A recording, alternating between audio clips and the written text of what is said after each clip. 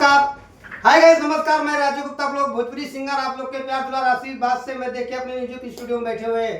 तो ऑडियंस का हमने पूरा किया मांग। गर्मी के सीजन की वजह से देख लिया, हमने लाया एसी लगा दिया।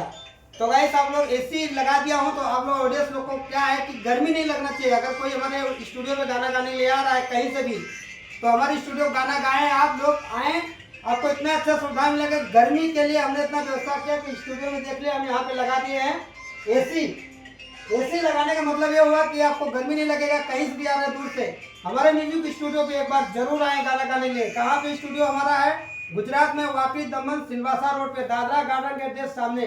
तो देखिए इस समय अपने ऑफिस पे बैठे हैं। हर 15 दिन के ऊपर मैं अपने ऑफिस पे आता हूँ। हमारे स्टूडियो में राहुल भाई रंगीला करके रहेंगे, आपका गाना अच्छे से रिकॉर्ड कर दिया जाएगा।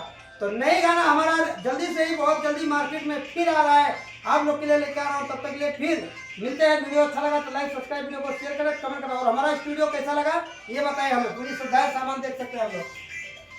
ये देखें, हमने एसी लगा दिया। हमने बोला था एसी लगाने का तो एसी लगा दिया। ये कुर्सी ला के दिया, कुर्सी बैठने के लिए। और बदलाव क्या क्या अभी हम लाने वाले हैं, बस खाली आप लोग को आना है यहाँ गाना गाने के लिए।